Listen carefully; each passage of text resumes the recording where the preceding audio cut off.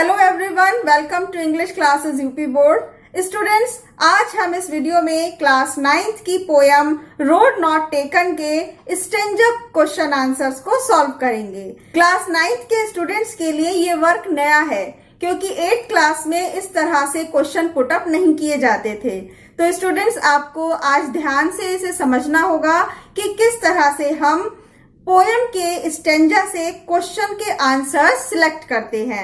एक स्टेंजा दिया गया होता है और फिर उसके नीचे क्वेश्चंस लिखे होते हैं।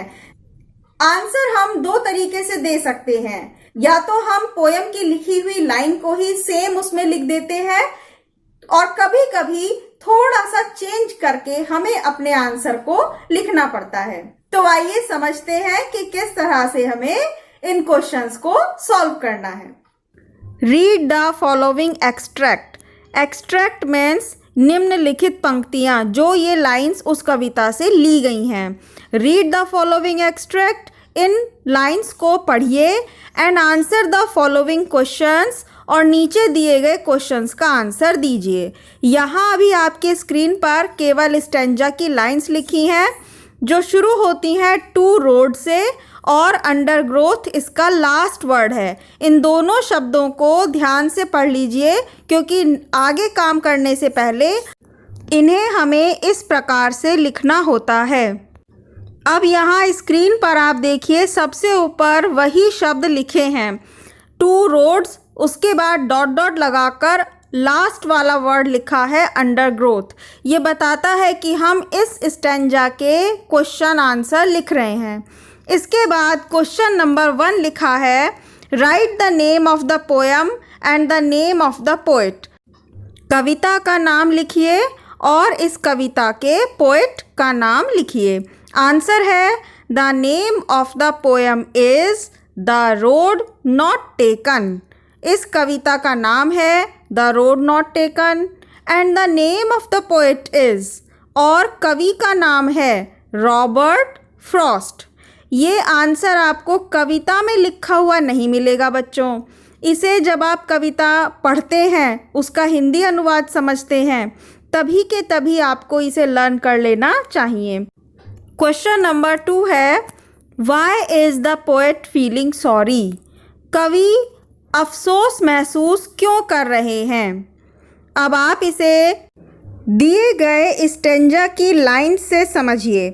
यहाँ सेकंड लाइन में लिखा है, and sorry I could not travel both, और इस लाइन का मीनिंग है कि पोएट दोनों रास्तों पर यात्रा नहीं कर सकते थे, इसीलिए उन्हें दुख है। अब यही लाइन हम अपने आंसर में इस प्रकार लिखेंगे, the poet is feeling sorry. कवि को दुख महसूस हो रहा है because he can not travel, वह यात्रा नहीं कर सकते हैं, ऑन बोथ द वे, दोनों रास्तों पर, as he is one traveller, क्योंकि वह केवल एक यात्री हैं। नेक्स्ट स्टेंजा स्टडी करने से पहले बच्चों प्लीज इस वीडियो को लाइक कर दीजिए, और फर्स्ट टाइम अगर आप स्टडी कर रहे हैं इस चैनल पर तो इस चैनल को सब्सक्राइब भी कर लीजिए। थैंक यू बेटा। आइए कंटिन्यू करते हैं स्टेंजा नंबर 2। अब है stanza number 2। I shall be starting word है और लास्ट है द डिफरेंस। इस स्टेंजा को भी हम लास्ट वाले पहले स्टेंजा के तरह से ही लिख लेंगे, शुरू का शब्द, आखिरी का शब्द और बीच में डॉट डॉट लगाकर इस लाइन को लिख देंगे। इस लाइन को अब आप अपनी स्क्रीन पर देख सकते हैं। सबसे पहले हम यही बताते हैं इस लाइन के द्वारा कि अब हम इस वाले स्टेंजा के क्वेश्चन आंसर लिख रहे हैं। ऊपर लिखा I shall be, dot dot dot किया और उसके बाद लास्ट वर्ड द डिफरेंस। अब है question number 1, which way did the poet choose to travel. कौन सा रास्ता कवि ने चुना यात्रा करने के लिए। अब स्टेंजा से इस आंसर को कैसे लिखना है आइए देखते हैं। यहाँ इस स्टेंजा में 4th लाइन में लिखा है, I took the one less travelled by. कवि कहते हैं कि मैंने चुना, वह रास्ता लिया मैंने, वन लेस ट्रेवल्ड, कम यात्रा किया हुआ। अब इस लाइन को आप अपने आंसर में लिखिएगा, the poet took the road that was less travelled by the people. कवि ने लिया उस सड़क को दैट वॉज लेस ट्रेवल्ड, जिस पर कम लोग गए हुए थे, कम लोग यात्रा करते थे। क्वेश्चन नंबर 2 है, write the rhyming words of the given stanza.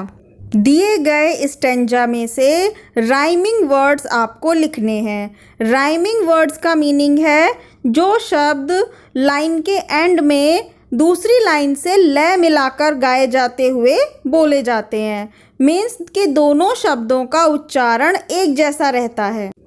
अब इस स्टेंजा को आप फिर से देखिए और हर लाइन के आखिरी वाले शब्दों पर ध्यान दीजिए।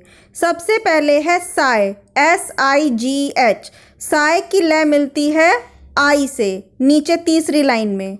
उसके बाद नंबर 4 पर बाय, बाय से इसकी आवाज़ मिलती है यानी कि लय मिलती है, कि ये कहलाते हैं राइमिंग वर्ड्स। और इसी तरह से हैंस जो सेकंड लाइन में लिखा है उसके बोलने का तरीका है लास्ट में लिखे हुए डिफरेंस के समान।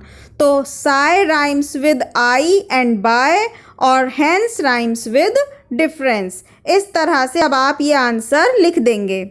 इन this stanza sigh rhymes with I and by hence rhymes with the word difference. Students, I hope आपको ये स्टेंजा क्वेश्चन आंसर सिलेक्ट करने समझ में आए होंगे। कोई प्रॉब्लम होने पर प्लीज आप मुझे कमेंट बॉक्स में बता सकते हैं और मिलते हैं नेक्स्ट वीडियो में। Thank you class.